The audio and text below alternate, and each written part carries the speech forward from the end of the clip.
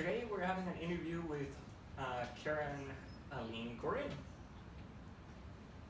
So, hi, how you doing? I am great. I am so happy to be here. What is your process, and how does it shift to project to project? That is such a lovely question. I am a big believer in learning as much as I can. I love education, so I've taken lots of classes in lots of different areas of the acting universe. I've studied improv, which somebody here knows.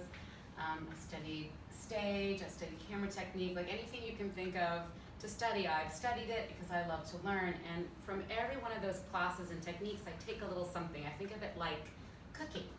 So like from improv, maybe I would get salt. And from the on-camera technique, maybe I would get some garlic. And maybe from the stage, I would get cumin. And then every audition or every project is like a big, beautiful recipe. And you take a pinch of this and a pinch of that and a pinch of the other. It's very different every time. So you're building either, I guess, a spice cabinet or a toolkit, I guess one or the other. And so every project I sort of look around at what I have and what I know, and I decide which spices are best for the recipe. How do you critique your own finished work, Yes, and how do you okay. define it as Okay, a got it. successful performance? The way I critique my finished work is at the end of it, before I see what I've done on camera or if I hear it, a voiceover, I sort of can feel how I feel about the work because it's very internal. So to me, a successful role or a successful project to me is one where I stay immersed in the character. I sort of feel like that character is sort of inhabiting me for a little while. I let them borrow my body and walk around, and if I feel that all the way to the end of the role, which is my goal, then to me that's a success. That's how I judge it. Very nice. Thank you. Do you have auditioned for horror stories? Yes. I actually am going into production on my very first horror film later this year. We're probably going to be shooting in Los Angeles. My character, I'm going to play a very, very crazy mom. Crazy, crazy, crazy town. Riding the crazy train all the way through the movie. So I'm very excited because it's my first horror movie. And the interesting thing is I'm sort of a scaredy cat. Like, I can't watch scary stuff. I say, like, if I watch something scary, I have to do like a Shrek chaser. That's what I say. Like something Disney and funny, Finding Nemo. I have to watch something funny and light and beautiful after the horror movie or I won't sleep. What was the most unexpected thing that happened on set? There have been a lot of unexpected things. As you guys know from this, there's a lot of moving parts, even to an interview. I would say one of the most unexpected things was during a stage performance. And I was alone on stage. I was introducing the scene, and one of the guests in the audience that night happened to be blind and there with his guide dog. And the guide dog got away with him, and in the middle of my monologue, this beautiful German Shepherd bounded on stage and was running around and licking my hand and tugging at things on the set, and I'm in the middle of my speech, and so I incorporated him into the speech. I was like, and here's Fido, who's from the neighbor down the hall. And everybody went, yay! Because everybody knew there was not a dog in the play and that it was the dog from the audience. But that was extremely unexpected. Wow. Nice improvisation. Thank you very much. What has been your favorite role? Oh, gosh. It's impossible to pick. I actually love every role I've ever done. I think that's part of I love my job right here. I feel like part of my job as an actor is to fall in love with every character I'm playing, whether they're sort of good or evil, because even the evil characters don't really think they're evil. And if I'm in love with my character, I can sort of like present them to you fully as who they are. So I love everything I've ever done. I do. It's a good thing. It is a good thing. It is. What is the most challenging role you've ever had, and how did you overcome it? I think the most challenging role was when I needed to play a crime victim, and that's only happened once.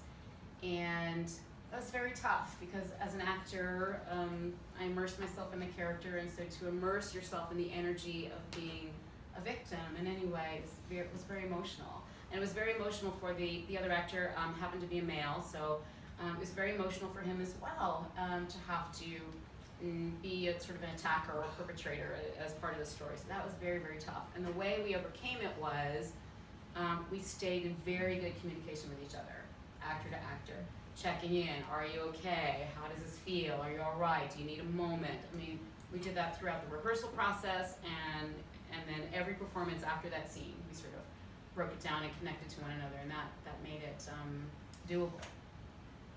Why was the Terminator Sora Chronicles terminated after 2 years? I loved that show. I loved doing it. I was not involved on the studio level, so I don't know what their decisions were. There were so many good shows that leave us too soon, I think. So many. What led to a voiceover career, specifically on GTA 5? As a kid, I decided I wanted to take like sound effects records and cassette tapes. It's going way back, way back, with a big clunky cassette tapes where you push the button. It was that, and cassettes. And I would sort of force my baby brother to do like I did. I was like, you have to do this. Mom said, which she didn't at all, but Mom said. So I would cast him in all these roles and make him do these voices, and he'd do all the male voices, I'd do all the female voices, and we'd create the story and put it on a cassette. So that was the beginning of my voiceover career when I was like 6 or 7. I was busy doing that. But GTA 5, I've been doing voiceover for a long time, and my agent called me and said, we have this role for you, and they're just going to book you directly, but we can't tell you what it is. But you just have to punch in the special code to get what you're going to say, and we can't tell you what the project is at all. So I showed up at a studio, happened to be in Santa Monica, and walked in, and there were these wonderful producers from England, and they said, we can't tell you what this project is. And this project isn't coming out for like 1.5 years or 2 years, and we won't be able to tell you what this project is until the project comes out. And here's another 300-page NDA to sign. Here you go, sign a non-disclosure agreement.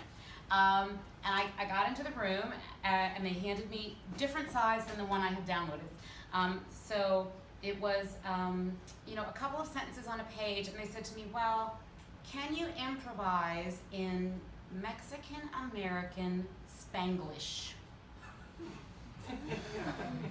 Yes, I can. Why not? Yes, I can. So, and I remember the first thing they said after that, after I recovered from the shock a little bit, was, okay, can you improvise in Mexican-American Spanglish and screaming on the way down? And and as an actor, and what improv has always told me is you say yes. Yes, I can. Yes, and improv gives you the skills, or gave me the skills, I should say, to be able to figure that out.